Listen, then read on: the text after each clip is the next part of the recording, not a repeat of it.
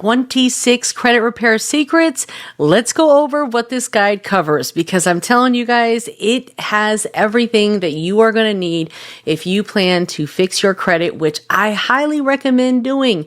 Invest your money in yourself. Okay, learn how to do this so you don't have to depend on anybody else, and you will have long-term success. Okay, that's the best way to go about it. Things happen, let's move on, and let's make a commitment that we're not going to let it happen again. All right, so in this guide, we are going to be covering how to get the Consumer Financial Protection Bureau, how to do a complaint with them, also get the BBB's help, Better Business Bureau. You can also get late payments corrected. They are the hardest thing to get corrected, but there are some methods out there where you can request late payments to be adjusted, and they may or may not do it. You know, you just never know, but you have to try. This is the thing. It can only come from you, and you have to know there are very big stipulations, and we're going to go over all of that in that video. So make sure to watch that if you are trying to get some late payments corrected. Now, deleting inquiries, a lot of people know how to do that. Simple, but there are some additional updates that are now available to us, especially when you are disputing online. So we're going to be covering all of that. Bankruptcy removals, we're going to be doing pay for delete. I mean, look at all of this stuff. Arbitration. I'm going to give you the backdoor method to get all of your personal information cleaned up from Experian, and so much more. Now, let's go over some of the basics here, because number one, if you are going to be successful in your credit journey, you have to understand data points, and you have to understand where you need to be in order to reach your goals, because you can pay for credit repair all that you want to, but at the end of the day, if you're not reaching the proper data points on your credit report, your credit score is never going to grow. Okay. You have to understand these 6 secrets that a lot of credit repair agents are not even going to tell you.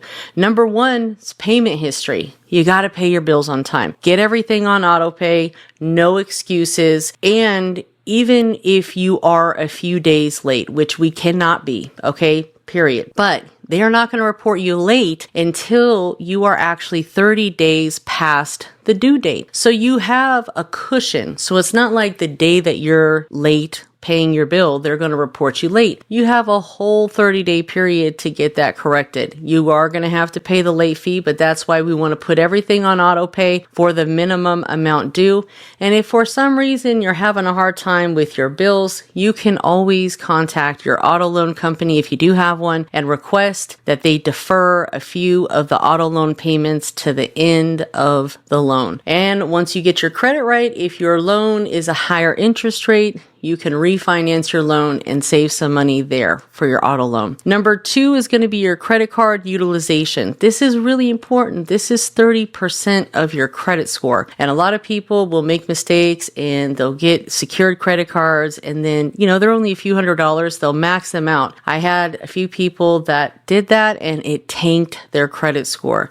So you really have to make sure that you understand you can only comfortably use 10%. These are for decoration only, unfortunately. Personal credit cards are not to be used and abused. They're to be used very strategically, and you want to be very selective on the type of credit cards that you're adding to your credit profile. You don't want to add a bunch of junk credit builders. No banks care about kickoff. No banks are going to care about AI credit builders that are not real lending institutions. They're not in competition with them. It's almost like they don't even matter. So what you want to do instead is focus on quality bank trade lines, secured loans with credit unions, okay, pledge loans, secured savings loans. They have a bunch of different opportunities for you to build credit with credit unions. Then you can go after one of their credit cards and hopefully not have to go the secured route. That's the goal, is to not have to waste a credit card on having a secured credit card. If you did need to get a secured credit card, the only one that I would really recommend at this time time would be Discover It because it graduates in about 7 months. There are some others out there with credit unions, but I don't like to waste a credit card with a credit union. I would prefer doing the secured loan. That way, most of the time you still have access to your funds and you can pay it off as needed and it doesn't really matter, right? Of course, the goal is to keep these secured loans open for at least 24 months to get that payment history. And if you are worried about that loan affecting your debt to income, all you have to do is pay it off about 80% after it has reported. So say after about 30, 45 days, once that thing has reported to the credit bureaus, you can pay it off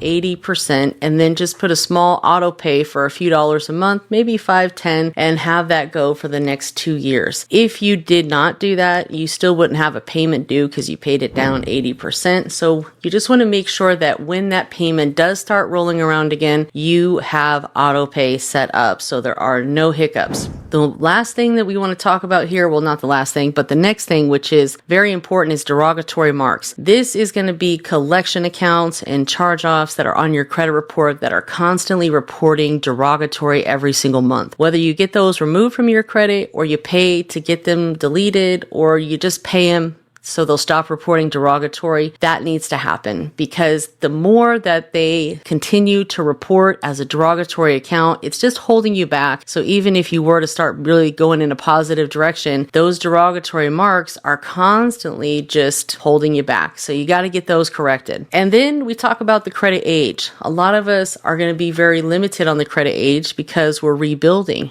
The goal is to get to about 4 or 5 years. Once you get to about a 3-year average, you're good. But in order for you to add more history, you can add authorized user accounts, which is going to give your profile the age that it needs. Because age is 15% of your credit score. It's really impactful, and that's where people see the most benefit when they are adding authorized user trade lines. Now, of course, there's, strategic plans and moves that we want to make for certain individuals. And if your goal is to get larger lines of credit, we want to add larger trade lines, aka larger authorized user accounts. So that way, when you build your relationship up with the bank or credit union, then when you go in and get a credit card, they're more likely going to give you a higher limit because you've already demonstrated those higher limits on your profile. But you don't want to have any derogatory accounts even when you go and apply with a bank that you build up a good relationship with. Next is your credit mixture. Your credit mixture is really important because you're going to need both installment loans, which is basically a secured loan, and revolving lines of credit, which are credit cards and lines of credit. So in order for you to get both, I would say a good mixture would be anywhere from 4 to 6 credit cards. Again, be very selective on who you add. Take your time, do it right. If you are going to add a few, try to get all of those around the same time so they can all age for the next 6 to 12 months. Because it's very important that you add quality banks to your credit account and not these cheap credit builder accounts that nobody cares about. It's almost like you have a synthetic credit score when they see your profile because you're really not meeting the data points, and those banks don't look at them like they